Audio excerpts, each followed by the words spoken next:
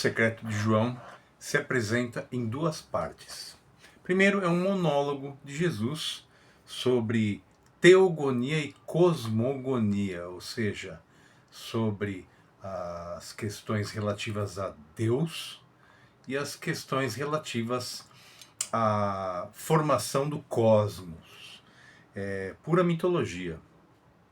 Nessa questão da teogonia, Jesus apresenta o conceito de Deus dos gnósticos setianos, e aqui no caso ele chama Deus de um.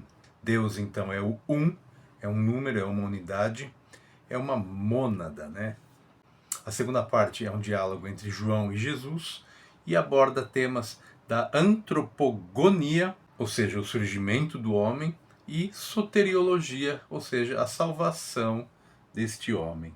É nessa parte que Jesus conta a história de Sofaia e o surgimento de Yaldabaoth.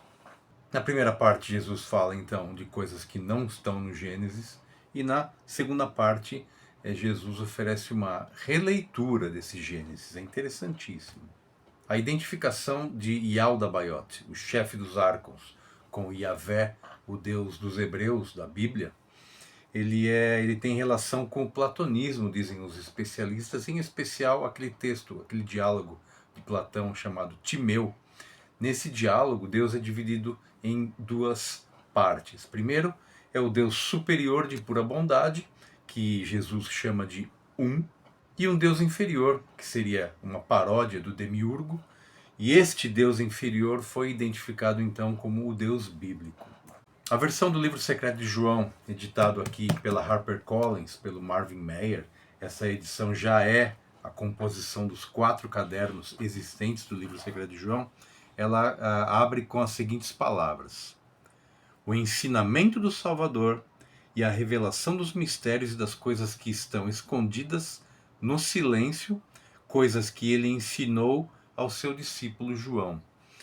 Logo nas primeiras linhas, então, esses segredos, eles colocam a autoridade de Pedro ou de Tiago logo em xeque. O poder dos líderes da Eclésia de Jerusalém, então, é contestada pelos segredos que Jesus ensina a João. Segredos e poder na Eclésia de Jerusalém, senhoras e senhores. João, irmão de Tiago e filho de Zebedeu, é conhecido como o discípulo amado. E então João caminhava até o templo quando foi abordado por um fariseu chamado Arimânios.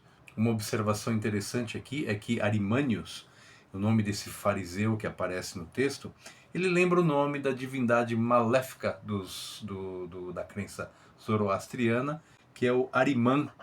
Esse Arimã, é muito difícil encontrar uma imagem decente, né, do Arimã na internet, mas se vocês observarem as imagens que nós temos aí, você vai perceber que o Arimã tem uma cabeça de leão e um corpo de serpente. Essa imagem, obviamente, nos remete a Yaldabaoth, né? Cabeça de leão e corpo de serpente.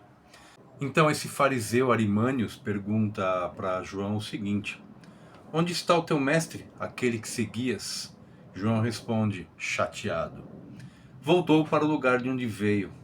O fariseu disse: esse nazareno realmente vos enganou, encheu vossos ouvidos de mentiras, fechou as vossas mentes e vos desviou das tradições dos vossos antepassados. João, ouvindo essas palavras, essa trollada do fariseu, ele afastou-se do templo, bastante chateado, podemos imaginar, e as palavras registradas são as seguintes. Em primeira pessoa, hein? Presta atenção. Sentia-me angustiado por dentro e questionei-me sobre o modo como o Salvador tinha sido escolhido. Por que é que ele foi enviado ao mundo pelo Pai? Quem é o Pai que o enviou? Para que reino eterno iremos nós? E por que é que ele nos disse, quando falou que esse reino eterno para o qual iremos tem como modelo o reino incorruptível, mas não nos ensinou que tipo de reino é esse, que tipo de Aion é esse? Nesse momento, os céus se abrem, tudo se ilumina, o mundo treme. João olha e vê uma criança que muda de aparência para a figura de um idoso e ele teve medo. Então ele ouve Jesus falar com ele, Jesus o conforta e diz: Vim para vos ensinar o que é, o que foi e o que virá, para que possais compreender o que é invisível e o que é visível. Portanto, agora levantai a vossa cabeça, para que possais ouvir as coisas que vos direi hoje, e para que possais relatá-las aos vossos amigos espirituais, que são da geração inabalável do humano perfeito. Como vocês podem ver aqui, o tema do visível e invisível, que aparece no livro de Tomé, aparece aqui também, e o velho e bom humano perfeito, que é um tema gnóstico tradicional, né? O indivíduo que tem a gnoses é o ser humano perfeito. Jesus então fala do Pai, é aí que ele apresenta a teogonia dos cefianos, e ele fala o seguinte, ele usa o termo mônada para se referir a Deus, ou um. Ouve só.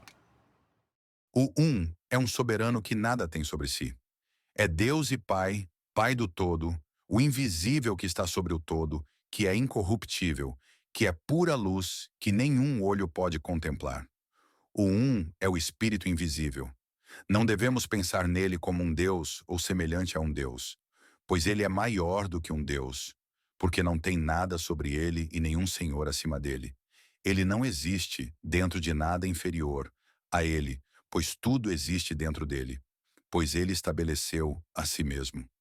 É eterno, pois não precisa de nada, porque é absolutamente completo.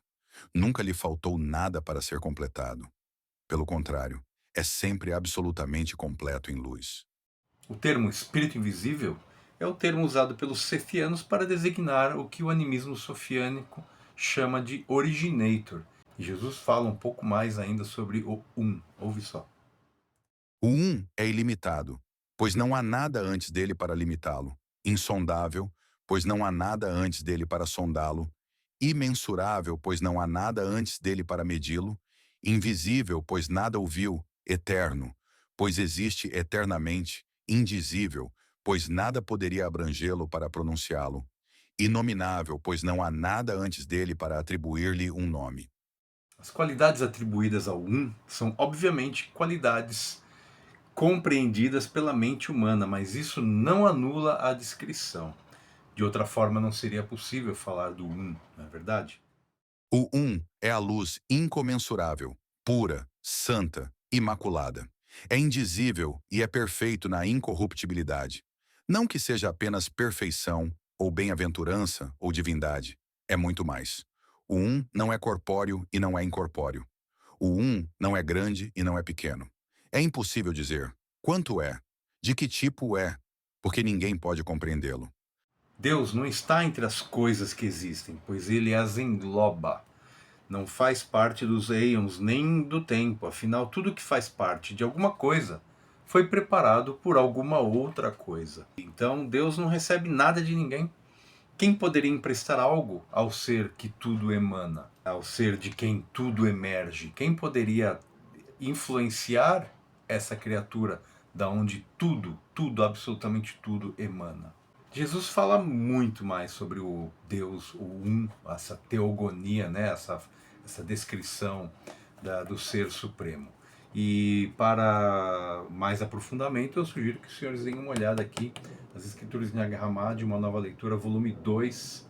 E aqui está um pouco mais aprofundada essa questão da teogonia de Jesus. Essa teogonia apresentada no livro secreto de João, ela vai ser o fundamento para o episódio 1 da história da deusa caída do mito de Sofia. Olha só que interessante. O episódio 1 é chamado Era uma vez um tremor, e ele diz o seguinte: no coração oculto do universo, matriz de todos os mundos possíveis, surge um tremor misterioso. É uma pulsação extasiante, desencadeada pelo Originator, o grande contemplador, Propater. Sem forma, conteúdo ou definição, um eco de vazio perfeito. Por ser assim, o Originator traz consigo a possibilidade de inovação. Agindo como um gatilho, o tremor emite um sinal para que surja uma singularidade no centro de uma galáxia, um pleroma. Os deuses cósmicos que recebem o sinal são os Aeons. O Originator é completamente escuro, mas reflexivo, como um plano sem limites de vidro obsidiano. Black, black, black. Totalmente aquela coisa infinita da onde tudo emerge. Esse é o um do Jesus gnóstico sethiano do livro secreto de João. Muito, muito interessante. A teogonia e a cosmogonia do livro secreto é um tema bastante misterioso e complexo e requer uma dose enorme de imaginação. Quando você lê o original aqui, restaurado, né, de Nag Hammadi, dos textos de Nag Hammadi, ou mesmo do Berlin Codex, tem que usar a imaginação, porque a coisa é muito vaga. Como é que você vai explicar uma criatura de onde tudo, absolutamente tudo, emerge? Como é que você vai fazer imagens dessa criatura na tua cabeça? Obviamente, você vai ter que usar coisas que você já tem, né? Elementos que você já tem. São essas as palavras, então, que Jesus usa para explicar o Deus, Pai de tudo, o Espírito invisível.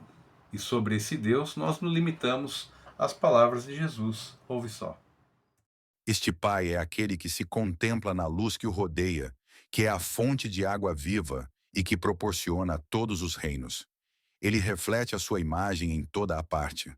Vê-a na fonte do Espírito e enamora-se da sua água luminosa, pois a sua imagem está na fonte de água pura e luminosa que o rodeia.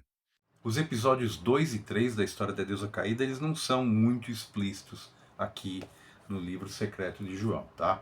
No episódio 2, o Deus Pai de tudo, o Originator, emite uma ordem de serviço, digamos, uma singularidade, o desejo de uma coisa para ser criada. Sophia e Theleth, dois Aeons de um pleroma qualquer desse imenso e infinito universo, captam a singularidade e iniciam os protocolos aeônicos de Syzygy para materializar aquilo que foi pedido. No caso de Sophia e Theleth, a materialização do Anthropos, o modelo genético do senhor e da senhora que estão nos ouvindo aqui. O episódio 3 conta como que a irmandade do Ei e dos Aeons, como que essa unidade do pleroma da nossa galáxia emite a criação para os braços galácticos, para o campo da matéria, e esse episódio 3 é chamado de o episódio da panspermia. A primeira menção do mito de Sophia no livro secreto de João é o ato unilateral, o famoso ato ousado de Sophia, aquele ato chamado de prunikos, aquela coisa impensável que ela acabou fazendo da movida.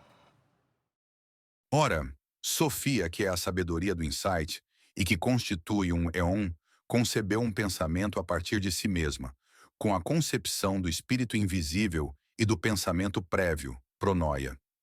Ela queria gerar algo como ela própria, sem o consentimento do espírito, que não tinha dado a sua aprovação, sem o seu parceiro e sem a sua consideração.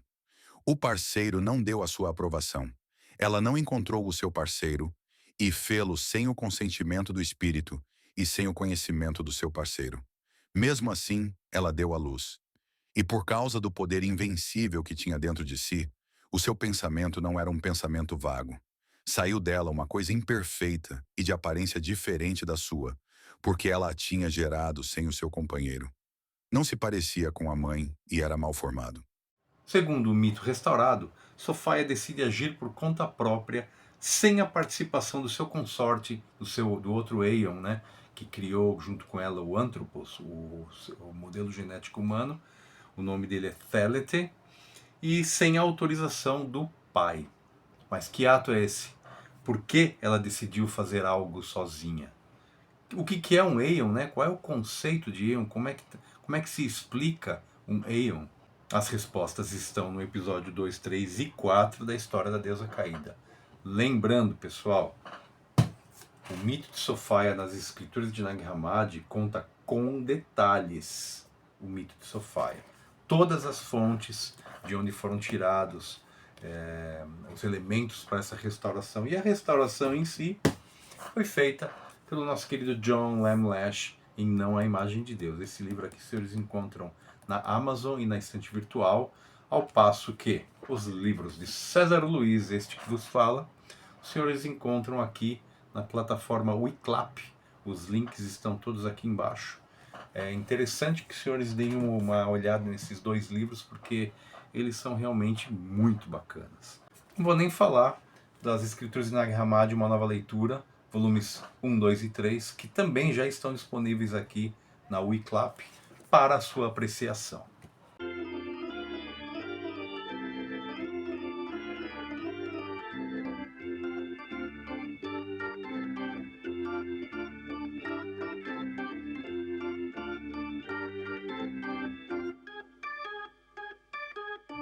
O episódio 2 diz o seguinte: os Aeons são torrentes vivas em forma de serpentes, pura força divina, capazes de gerar mundos de todo o tipo, e eles se deleitam em capturar as singularidades emanadas pelo Originator.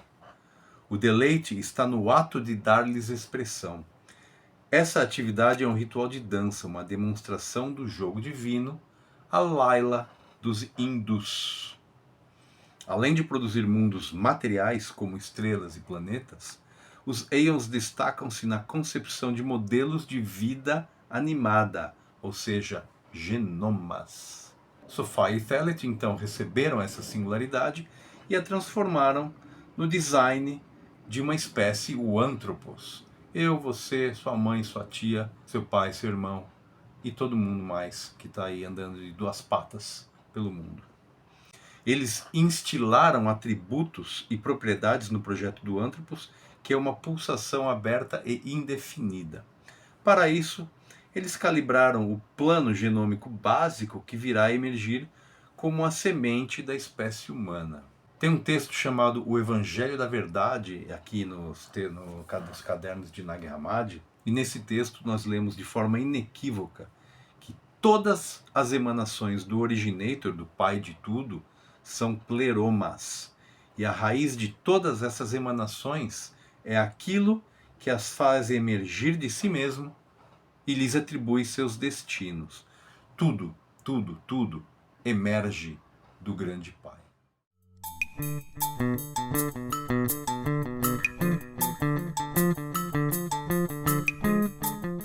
Bom, temos então um negócio aqui nos textos gnósticos que recebe o nome de sísige.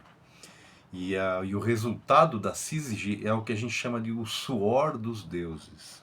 No episódio 3 do mito de Sophia, dois Aeons, Sophia e Theleth, eles se juntam de acordo com os protocolos aeônicos e produzem em sísige o modelo genômico da espécie humana, o Anthropos. Irineu de Leão, o heresiólogo e o pai da igreja, registrou que esses Aeons, tendo sido produzidos para a glória do Pai e desejando, por seus próprios esforços, realizar esse objetivo, geraram emanações por meio de conjunção. O termo sísige aparece 38 vezes na versão em inglês do livro do Irineu e é traduzido como conjunction. Na versão em português de Contra as Heresias, o termo aparece 33 vezes e ele é traduzido como sísigia. Na narrativa sofiânica, sísige é o pareamento de dois Aeons de correntes elétricas opostas, ou seja, macho e fêmea, e esse pareamento é observado e embalado por toda a unidade dos Aeons do pleroma. Sísige é uma palavra grega utilizada pelos astrônomos para a conjunção de corpos celestiais, ou seja, é um acoplamento, um emparelhamento, uma correspondência. A palavra de raiz grega significa algo gemado, algo atrelado, algo acoplado. Sísige, no contexto da narrativa do mito de Sophia, é o trabalho em par efetuado pelos Aeons Generators com o objetivo, com o telos, de materializar uma singularidade emitida pelo Pai, o Originator. Sísige, então, é um protocolo aeônico. No texto dos cadernos de Nag Hammadi chamado A Valentinian Exposition, nós lemos o seguinte: porque esta é a vontade do Pai, que ninguém, na plenitude ou pleroma, esteja sem um companheiro.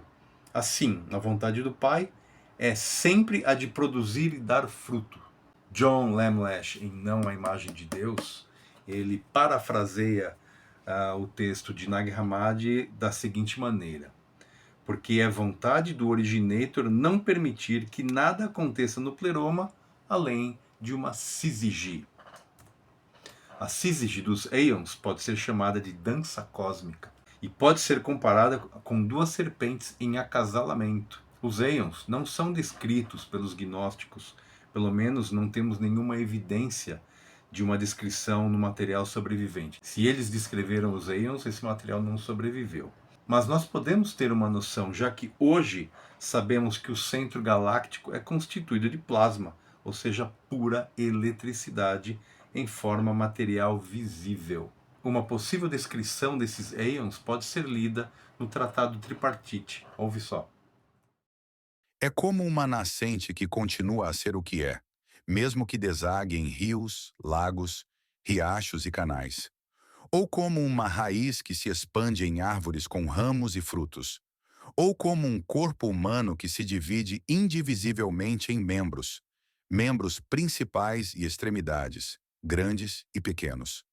Dois Aeons de correntes opostas, positivo e negativo, macho e fêmea, se entrelaçam e dançam. A dança cósmica dos deuses dos gnósticos, cuja escala ultrapassa qualquer escala humana, é embalada pela unidade de todos os deuses do pleroma, que são infinitos. O capítulo Tudo Antes de Ser Criado, do Tratado Tripartite, cujas linhas estão danificadas, provavelmente se refere à unidade dos Aeons. O pleroma é uma unidade ou uma irmandade de deuses, que são as manifestações dos infinitos atributos do Pai, o Deus único. A sua magnitude excede em muito a escala do nosso sistema solar. Tanto o núcleo como o revestimento tremem em pulsações contínuas de descarga plasmática, interação, expansão e contração. Então, quando não estão em estado de repouso, os éons dançam e se retorcem como serpentes em acasalamento. O prazer do ato de manifestar singularidades. Em suma, os éons são um fluxo perpétuo de luminosidade viva. A caixa, e com capacidades criadoras divinas. A caixa é o equivalente a plasma para os hindus. Syzygy, então, é a dança empreendida por dois éons, Sofia e Telet, observada e embalada pelo coro dos éons em unidade, que observam o casal que dança enquanto pulsam ondas sonoras, dançando indiretamente. O êxtase dessa dança é o suor dos deuses, o modelo genético do Antropos, que pode ser descrito como análogo ao êxtase sexual humano. Dele surgiu o nosso modelo genético.